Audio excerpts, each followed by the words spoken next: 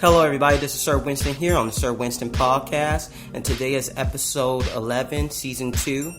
And today I want to talk about the story of my second album. And this is like a story time, so I like to give these story times to help other artists to kind of figure out how they're going to transition to their second album or their third album. And those are the hardest points right there, to transition to those second or third albums. So without further ado, here we go. I was riding the wave of 11 days. Everybody was loving the album. I did a lot of shows. I did about maybe 50 shows. I performed everywhere, all the open mics. I did private parties. I mean, I was performing everywhere. I mean, if I had my guitar with me, I played. And those shows were really good because I never really kind of opened up like that before. When I did open up like that before on my own music, I always kind of did cover music, and I've always kind of did some stuff where, you know, I'll do parties and stuff and like play at people's parties and stuff, and people knew I played guitar and sing, and they would just love that. You know, there was a different time where everybody would kind of invite you just to play, and they would sit and listen. So I was done with that, and I didn't know what to do next. I was there for a whole month at the house, 2 months making songs. Normally, I would go to my friend Paul's, which is my producer, and go to his house. I think something happened to where I couldn't make it there. Going there, I had to work. Our times were conflicting. And so what I did was I was like, okay, how am I going to make this album? Because Paul's the one I make the album with. So I just wrote these songs, but I knew I wanted to make it like jazzy bluesy because I really love jazzy bluesy. And I was like, you know what, I'm going to make it jazzy bluesy. And then I just started making songs, writing it with my friend Cleo. He lived maybe about 5 doors down from me. We were writing songs and we were just playing around and having a good time. And then I met this guy, and he was moving into the apartment above us. And then he was kind of saying, hey, can you help me? And I helped him. Walked in, and I seen all his guitars. I was like, you're a musician, man? He's like, yeah, I'm a musician. And I was like, cool, man. I was like, I'm a musician too. I play and I sing and I play guitar. He says, yeah, I'm going to school for the recording audio engineering.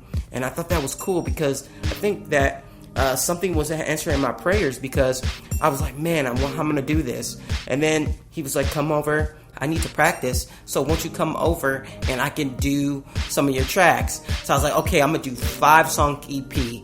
And this was jazzy, soulful R&B. I mean, it was mixed with like Earl Klugh, mixed with like jazz. It was a mixture of soulful ideas.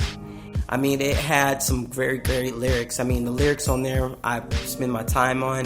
So I was like, okay, cool, man. I'll go and do this stuff with you, man. You know, I'll do this album with you.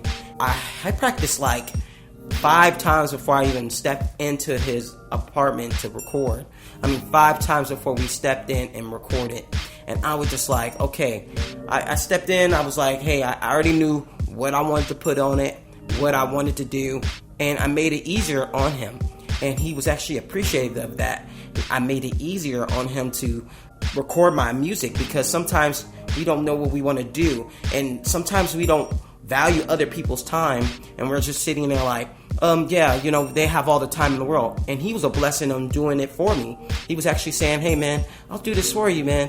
So I was like, man, I could keep my dream alive. And so then did the album.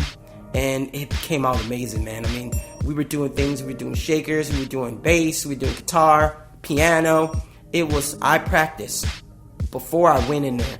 Practiced so much before I went in there. And then I was like, okay, cool. He gave me the record. And then I said, okay, I'm going to release this record. So what I did was, the plan of this record was, I didn't want to have a crazy album release party, because the way that this music was, it was kind of like this like earthy kind of sound. So I was like, okay, cool. I actually got to restaurants and I actually gave them my CD, and they actually loved this record. They actually said that this is the type of vibe that we want to hear at our establishment. And I was like, man, okay, cool. I was like, well, I can play in the corner and play some guitar. And that album made me money. I mean, it made me money. People wanted me to play here, play at this gallery, at this place, because it has fit the mode that they were going for. And I didn't even know that fit what they were trying to go for in their vibe. And it was a good experience. They enjoyed my company, enjoyed my music and stuff, and it was a great time. I mean, that album was kind of like, man, I didn't know what was going to happen. Like, I didn't know if I was going to make another album. The moral story is that long as you set your intentions on what you want to do. If you want to make an album, you set your intentions that way. And that's what I did. I set my intentions that way. Sometimes we do a lot of work, and it takes a lot of work to get to the next project. We worked on our music every day. We get exhausted, and it's kind of like we don't know where to go for the next album. So what we do is we kind of take our time.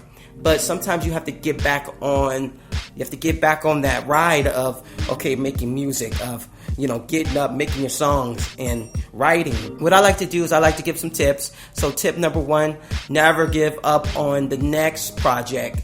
So the next project, keep going, keep manifesting it. Tip number 2 is keep focused. Keep focused on what you're trying to do. I mean, keep focused. You're saying, hey man, I want to make 5 records. Make those 5 records, because if you say, I'm going to make 20 records and you only make 1.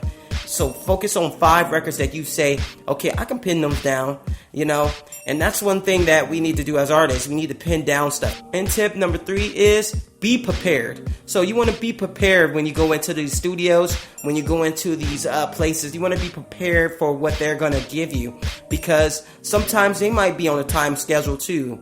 All right, everybody, this is Sir Winston here on the Sir Winston Podcast. Like and subscribe. Peace.